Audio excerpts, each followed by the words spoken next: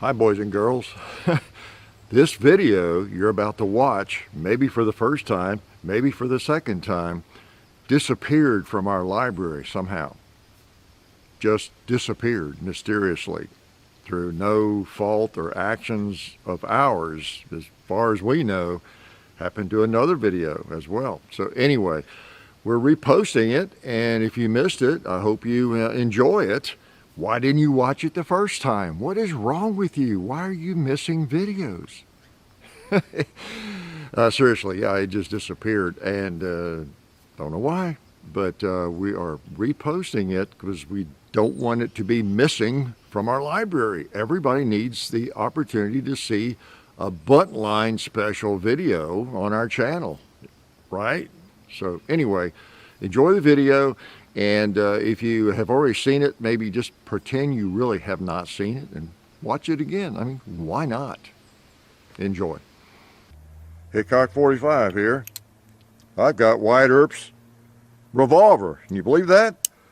Yeah, he had no need of it any longer and passed it on to me. And here it is. I've taken pretty good care of it, as you can tell. So let's shoot it to honor him. How's that? Let's just burst a water jug right away. That was a joke there. Boom! We caused it to leak out at least. It's not a 44 Magnum. Let's shoot that Desperado down there. Let's shoot him again. Yeah. How about that bowling pin? All right. And that 2-liter down there. And how about nothing else? Because it's empty, yes. Oh yes, it is the Cimarron, as you can read, Wyatt Earp Buntline Special, okay? And yes, this is the Buntline Special from Cimarron. And, you know, it's basically a replica of the gun used in the movie Tombstone. I'm sorry for those of you who believe this was Wyatt Earp's gun. I shouldn't have said that because, you know, you're probably already screaming at somebody in the other room, hey, Hickok's got Wyatt Earp's revolver. You believe that? Probably didn't do that, did you? So, yeah, it's got the real silver inlay. That is real silver inlay in the grips. And it is, if you've seen the movie Tombstone, and if not, why not? I mean, I'm not a movie promoter, you know, but, you know, that if you like these sorts of firearms, you like good movies, it's a pretty good movie. And this is the firearm that's presented to Wyatt Earp that he pulls out, I think, out of the drawer in that movie, okay? It's a replica of it. Cimarron, I think it's made, you know, I think it's Pieta, maybe, or Uberti. Everything is made by Uberti, I always assume, or Pieta over in Italy, but for Cimarron. And I hear gunfire in the distance, the sound of freedom, right? This is a Buntline special. It's the Buntline. You've probably heard about it. You've seen them in the movies. And we're going to shoot it and talk a little bit about that. First of all, it seems to be a pretty nice pistol. I've shot it a few times. The sights are right on, and that's not always the case. In fact, it's rarely the case with a Colt single action or a clone. They print high, a little low. Not as much left and right. The windage is usually pretty good on them, but they just almost always print high or low. I mean, the sights do. You know, some shooters always print high or low, left or right. But it sells for around $700 or $800, and it's got a long barrel, 10-inch barrel. It's made kind of like the old ones in terms of the black powder frame. You got a screw here to take the base pin out. It's also a safety, and I'll show you some of that. But it's a modern firearm. It's a modern firearm. It might have been made 1 month ago. You know, okay, so it's not an old firearm. It did not belong, this one, to Wyatt Earp. And I'm going to shoot a couple more times, kind of, while I'm yakking. But it's a Colt. When we say Colt clone, I've got some other guns on the table for a reason. There's a reason each one of them is here. I'm going to briefly compare or talk about. And let's see, 3 of those are Colts. And this just means they operate the same way. They're basically the same dimensions. And, you know, grips and cylinders and everything, they're basically the same firearm. Not that you can interchange parts. Even the Colts are not. You're not able to interchange parts. They're not like, you know, like modern firearms or Ruggers or anything like that. So let's shoot a few more. And 'cause I'm really pleased that the sights are right on, okay? I shouldn't have told you that. I would have had at least a little excuse for missing, wouldn't I? All right, so doing the old cowboy load. Load one, skip, and load 4 more. All right, cock it, and it goes down on an empty chamber. All right, so we need to start out with a little pot smoking here, just to get in the right mood. Yeah. Get in the right frame of mind, hit a tin can. I'm sure Wyatt Earp shot a few tin cans in his day. I don't know if he shot a 2-liter or not. I think we're empty. No, we're not. I didn't count my rounds. Now we are. All right, shot the tree. To empty it, half cocked, just like a Colt. So it's a Colt clone. And you push out the empties. Try not to scratch up the firearm. That's where my large hands help. You notice I have a kind of a system there where they pop out and they're not against the grip or anything, and that works for me really well. So, yeah, so by and large, this is a nice firearm. Cimarron, so they import these, and they talk to the makers over there, and they give them the specs they want on a lot of these firearms. In fact, gosh, I'm sorry, I forgot the guy's name, the owner of, I've actually interchanged an email with him a couple, 3 years ago. Really good fellow that owns this company and started it. And I want to say Mike Smith, I don't know. But he I think provided, he was a collector, he had a lot of Colts and different guns, and I think he actually provided them with a lot of the original guns for them to take and use as samples to get the measurements and designs and that kind of thing to make firearms, because he wanted them authentic and everything. So the story of Cimarron is pretty interesting if you read up on it. I'm not a Cimarron salesman. People call me a gun salesman. I guess I am, because I'm selling the hobby and the endeavor.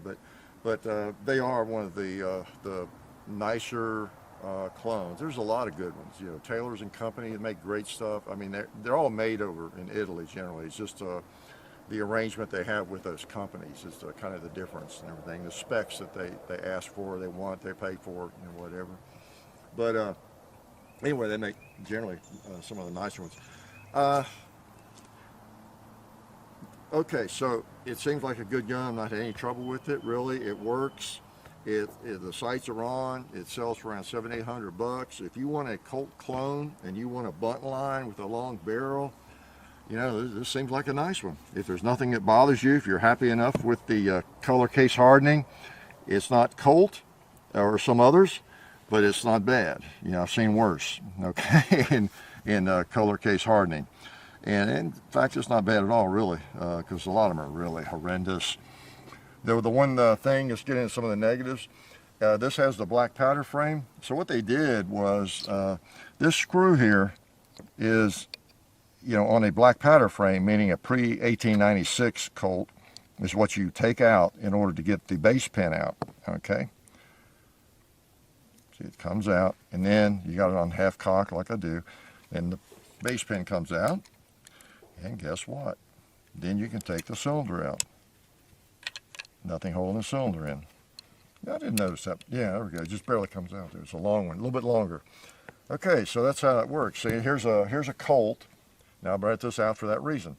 It's a black powder frame. This one was made in 1887. And you see that little screw there? I have to take that out in order to get the base pin. That's the same way. Except you notice this one has a big head on it. Okay, so anybody that knows these firearms right away looks at that and goes, what is that? Okay, and I'll tell you about that. But you know, this is nicer. It's just flush with the frame and all that. Then they went to the other style. You know, in later years, around '96, you know, turn of the century, the traverse pin there in spring. So you put it on half cock. And of course, these are all empty up here, and you push on that and you pull the base pin out. It'll come out. See, okay. So you don't have to take a screw out. Now, that's not a big deal, though, taking that screw out. It's really not.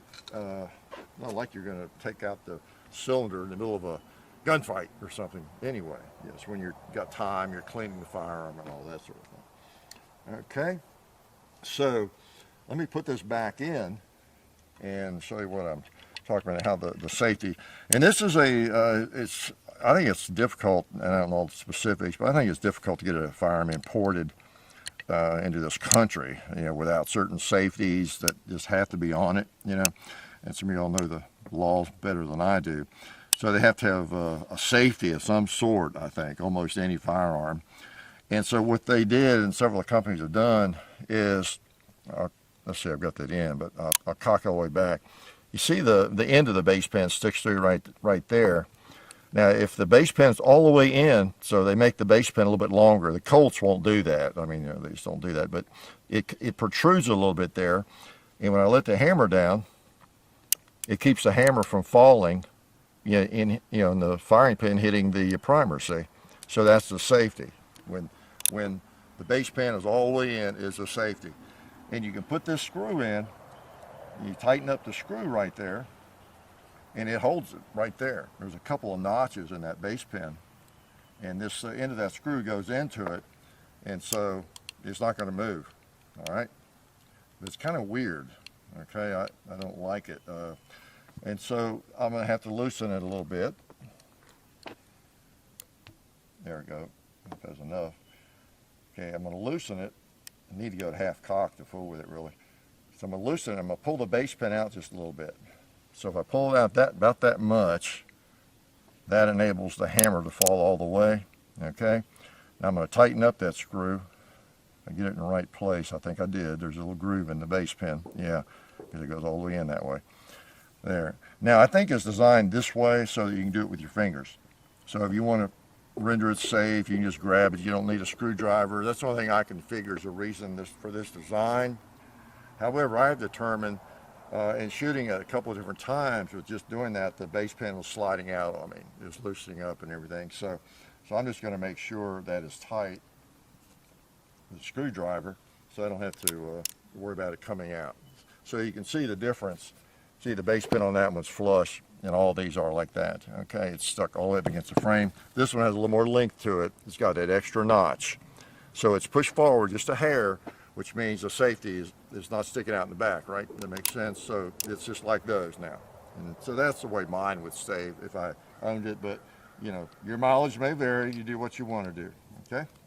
There we go. I want to make sure that doesn't loosen up. Okay, so that's a negative on the firearm, but I don't know how you get around it. You got to have some kind of safety, apparently, and that's just that. I bet you there's people with these firearms, and it's not just the Buntline Special. Probably the standard links on some of these are like that. There are probably some folks who have replaced that screw with one that goes in flush, and they just don't use it as a safety, is my guess. I don't know. Kind of like with the Marlin rifle, some people replace that crossbolt safety with a pin or something. Okay, it's a no-no. Okay, I'm not advocating that, but it's not illegal or anything. Okay, so Buntline. Let me shoot a couple more times. I'm going to shoot some of this 220 grain. We haven't put one on the gong. We've got to try that. Of course, here I'll do change the ammo. Well, that'll give me an excuse. So it's a pretty cool gun. It shoots better, and I have a mental block against these Buntlines. We'll talk a little bit about. And but it's a good shooter. I'm impressed. Got to put one on the gong. With a barrel this long, surely I can do it. You never know.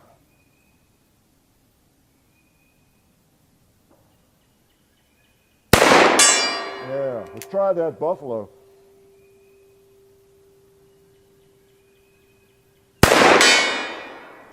I got him, but he didn't fall. Let's try the ram. I'm having trouble seeing that front sight.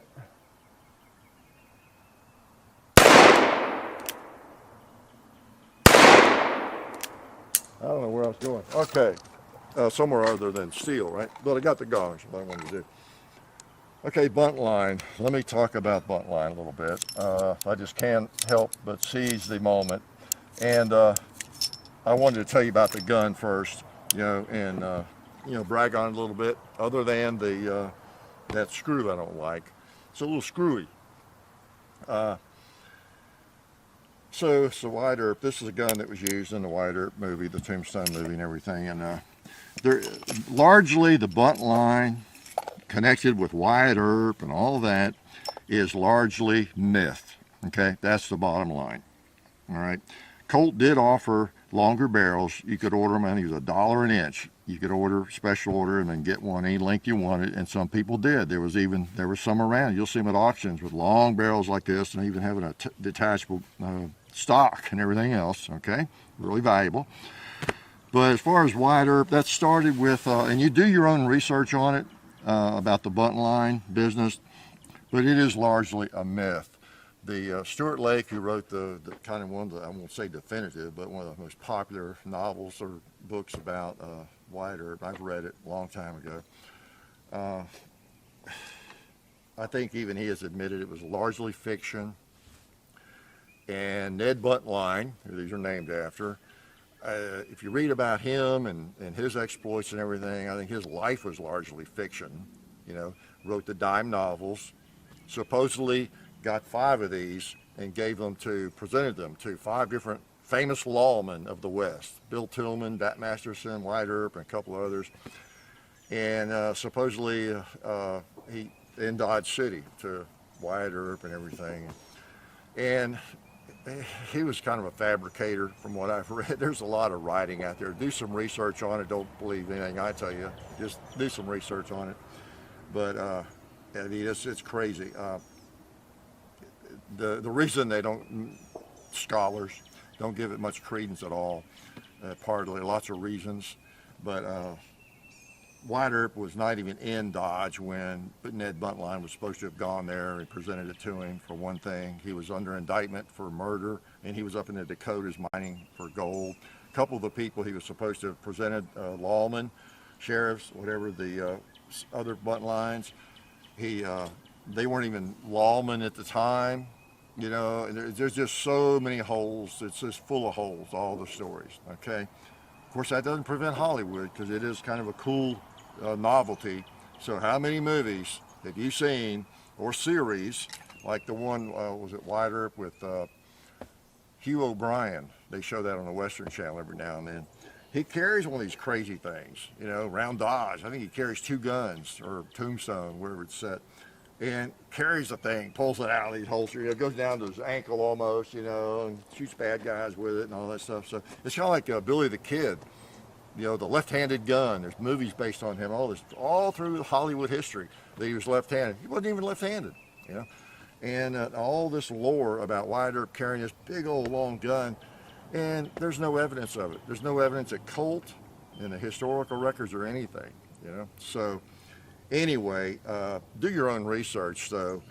And the other thing to me, even if I didn't know any of that and hadn't researched it out all myself or read any of the articles, if someone told me, yeah, there's a famous sheriff that carried one of these, I would say, oh, really? Did he know much about firearms? A big old awkward long-barreled gun like this? That must have been fun. Where did you carry it? You know, why? You know, it's just all, even me sighting it. I can pick up my 7.5, which is pretty long. You know, I mean, you just get on sight so much better. Even that is handier than this thing. Okay, so I don't have a use for one. You probably know that. I have several Colts. I have had a lot of single actions. I have yet to ever own one of these. You all have been requesting them for a lot of years. Do a Buntline, do a Buntline. And I was, as I've told you I've done before, I was looking at comments, skimming through the other day. It's been a couple of weeks ago. There it was again. Hey, get a Buntline. And do it. I said, oh man. I went to Bud's gun shop website and I looked up this thing. I said, I'm going to do a Buntline. Okay. We had enough requests. Of course, I like these types of firearms. I'm just going to do one. And partly so I can let you know that Wyatt Earp, 99.9% with that kind of certainty didn't carry anything like this. Okay. And that's just it. There's a record of his wife, Josie, making the comment that I think is accurate, making the comment that he had a long-barreled revolver he liked. I think that was it. That was kind of the line. There was no more specificity to it than that or anything. And I thought, well, that doesn't tell me anything anyway. You know, somebody who doesn't own guns and shoot guns, I mean, think about it, not to disparage his wife or anything, but this is a 7.5-inch barrel. That was the longest standard barrel on a Colt single action. It still kind of is, you know. To the average person, that's a long barrel. And he may have carried one like that, 7.5 inch. because a lot of people carried a 4 3/4, the gunfighter length. I mean, that's a really handy little gun. So you would see a lot of people with this, and Wyatt may have had a few of these. And so if he pulled out this one, this big old thing, that does seem really long. So it doesn't tell me anything that his wife said he had a favorite long-barreled revolver, okay? And then besides that, the evidence pretty much shows, it seems like the preponderance of evidence was much like my Colt single actions, I hate to admit it. He had a Smith & Wesson, Model 3 or number 3 at the gunfight at the OK Corral, which was like this. And this is a Schofield, a little different, but it's basically the same firearm, the top break. One that Clum from the Tombstone Epitaph, whatever the newspaper, had given him. I think he claims, and he says that, plus eyewitnesses, that he was carrying a Smith & Wesson number 3 in 44 Russian, or 44 American caliber, I guess. So that's, if someone has to bet on it, that's what we pretty much, I think the consensus is that's what he was carrying in that gunfight. And then also the consensus among people who study it and kind of know this stuff is he didn't even own one. There's no evidence for it. Unless he bought one later as a lark or something, just for heck of it. I mean, it's fun to shoot. It's like a rifle, and you can line it up and hit something with it. But anyway, just wanted to dispel a little bit of that myth. Do your own research, but it's unlikely that probably that he even owned anything like this, much less carried it around Dodge or Tombstone. It would be very awkward. And it'd be good. He was known for batting people on the head. It'd be good for that, but so would the standard length. So would any gun barrel like that, right? So that's my kind of take on the Buntline. I can't imagine, it's no surprise to me that it's mostly or all myth, because we know how that goes. But it's because of my understanding of the practicality of it. I have no desire to have one. If I was a sheriff and I had to carry a single action, I wouldn't carry that stupid thing. It's too long, too awkward. It also is a reminder about media, isn't it? The dime novels, the novelists, things that are supposed to be nonfiction. Are they fiction? Are they nonfiction? It's no different today, is it? Social media, news media. You just can't really believe about 90% of what you see and what you hear. And so you have to take everything with a grain of salt. In fact, right now, you should not be believing a word I tell you, right? You probably should not. Let me shoot it one more time, and I'll let you go, okay? All right. Pretty cool, though. Again, even with all that, you might like this. Because in some ways, I'm throwing all the history at you, and I'm almost acting like I'm mad about it, this myth being promoted all these centuries or these decades. But then again, in the movies, that brings about a life of its own. And Cimarron make the gun that Clint Eastwood carried in all those movies, the snake gun, the man with no name gun. Yeah, they got one like this, and there's some of the John Wayne guns, the replicas of the guns John Wayne carried. And so for a lot of us, we may not even care about history. We care, maybe some of you, about the history of Hollywood. I mean, a lot of what we like and shoot and buy is based on Hollywood. Let's be honest. Clint Eastwood, how many guns has he sold? How many decisions has he helped make? Whether it's a Model 29 or it's one of these. So, you got that side of it too. Oh, you know what? There I go. I'm going to go out there and take out these 2 liters. I'm going to make sure I don't waste any ammo. All right. Because I don't want to have to load it up again to keep y'all from dinner, okay? Or lunch. Depending on whether you're in New Zealand right now, or England, or Kentucky.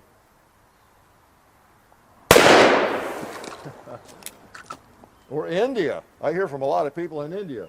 They're always wanting me to send them guns.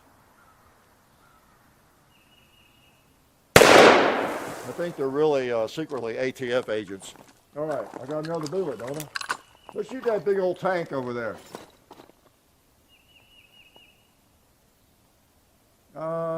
Yeah, we'll shoot the tank. I heard it. I think that was the last round, right? Oh, it wasn't. That was the last round. All right, so we've got 5 empties in there. So anyway, the Buntline special from Cimarron. Forget everything I said about Wyatt Earp, because if you like one of these and you think it'd be fun, and you've seen the movie Tombstone 39 times like I have, forget about the history. It doesn't matter, right? History, truth is whatever you think it is, right? Whatever you believe it is, that's all that really matters, okay?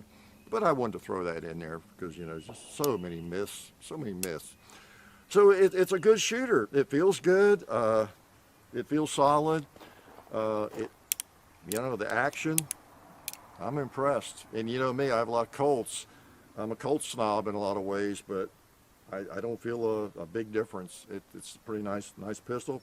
I just, I don't have a use for that long barrel. And Wyatt Earp and I just don't really have a use for a barrel like that. Okay? So anyway, I'm sure it sold a lot of dime novels, though. Life is good.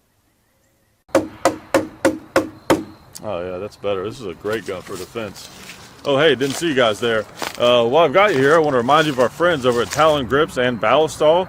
Talon Grips makes grips, can you believe it, for all different types of firearms. You can get rough texture or more of a rubberized texture. It just sticks right on there. You know, really affordable, really cool option to improve the grip for your handguns or rifles. So please check them out at talongungrips.com. You'll be glad you did. And also Ballistol. Dad has been using Ballistol for many years. It's a cleaner and a lubricant, and it's non-toxic. It works really great, and we're happy to have them on board since it's been a part of our shooting endeavor for a very long time. So go to ballistol.com, talongungrips.com.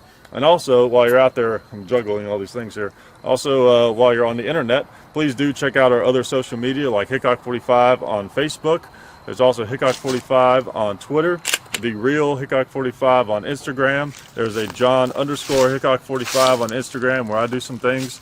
There's Hickok45.com. You can find us also on Gunstreamer. So check out all that stuff and then watch more videos.